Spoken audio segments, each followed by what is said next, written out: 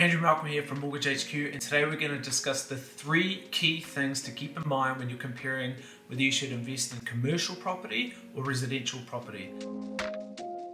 Most of the people we talk to are more experienced and knowledgeable and confident with residential property, but they get distracted and interested in commercial property for obvious reasons. Now you think, okay, maybe there's higher yields, maybe it's a good way to diversify out of a more competitive and hot market, so I'm not competing with so many people, I might be able to get a good deal. People love to give themselves distractions and to go out of their lane, so even successful property investors in residential investing, they can see the allure of commercial. So should you invest in commercial property?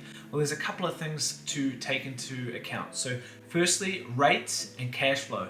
So interest rates for residential property investing at the moment are at record lows, and they seem to be there for a long time. So if you're looking to borrow $1 million for residential property investment, it's probably going to cost you less than 25 grand a year on interest-only lending, and you're probably going to be able to get a 25 to 30-year loan term.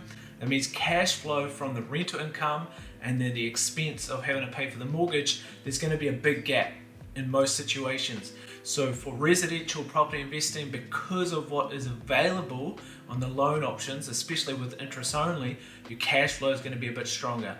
Now with commercial property investing, typically, especially for inexperienced or new commercial property investors, you're going to be looking at requiring a much bigger deposit, maybe even as high as 50% deposit. And the loan terms and rates you're going to get offered might be 15-year principal and interest loan option. So your cash flow is going to get smoked right from the beginning.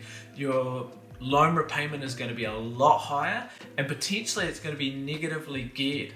Now, people can disguise this through, cross security, and that's how banks have been doing 100% finance for business owners on commercial properties, is through cross security and extra loans. So you just got to do your homework, spreadsheet it all out, and really compare whether it's actually a good investment or not to buy that commercial property based on the cash flow and the other alternatives you've got.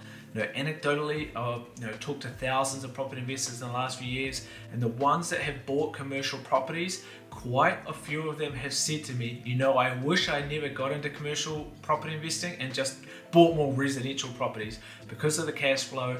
And that takes me on to the next point, is on capital gains. 3 things I want to discuss are rates and capital gains with the cash flow in there, the tax side of things, and vacancy. The tax side of things is an interesting loophole in New Zealand at the moment. Is you got that bright line for residential property investments at the moment. Now commercial property is exempt.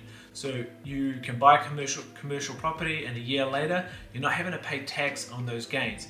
Now you really want to make sure you understand all of the rules with your accountant and your lawyer before you start doing that.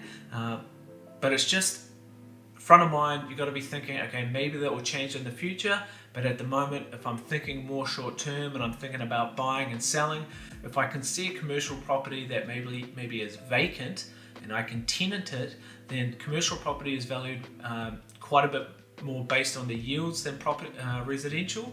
So there's a little bit of an arbitrage opportunity there. And what you're really looking for in investing is arbitrage opportunities, areas where maybe other people don't have that same advantage or they don't spot that same opportunity. So where commercial property does have an advantage is where you can put a tenant into a property that maybe is not already in there or nobody else can. However, the flip side of that with commercial property is vacancy can be a lot higher with commercial property than with especially residential property in good areas. The likelihood you're going to have more than 3 or 4 weeks of an empty home in a nice Auckland suburb each year is very low. It's so easy to tenant properties in good areas in New Zealand. Even if you need to drop the price a little bit, you're still pretty close to guaranteed income, especially over an annual basis. With commercial property, the vacancies can be long and painful, and then the things you need to do to get tenants are cashbacks, lowering rates, agreeing to subsidize fit outs. That can be extremely stressful and require a lot of equity. So if you're not an experienced commercial property investor, Now, you're competing against people that do this professionally, institutions that do it at a big level. So you just got to really do your numbers and understand the risks, not only with cash flow and like the capital gains, probably being lower than residential property, but also understand how much investment you're probably going to have to do, because it's more than a 20% deposit, probably going to be more than 50% deposit, especially with cross security. It's going to seriously limit your options. And you've got to remember, interest rates on commercial property are not going to be as low as the interest rates on residential property, maybe even more than 1% higher. Before you take the plunge on commercial property, probably want to talk to your banker about what would be required in terms of cross collateral or security and equity. And you really got to challenge yourself and say, okay, what do I know about commercial property investing? And if it's not much, you've got to do a lot of homework to bring yourself up to that minimum level where you could safely compete against people that really do know what they're doing. Because if you are able to buy a commercial property easily, then it's probably overpriced, or it's not the property that a professional would buy, and there's a bunch of reasons. So if you've got questions about commercial property or residential property and you're trying to make that decision, let us know in the comments and hit that subscribe button. You can get me on andrew@mhq.co.nz.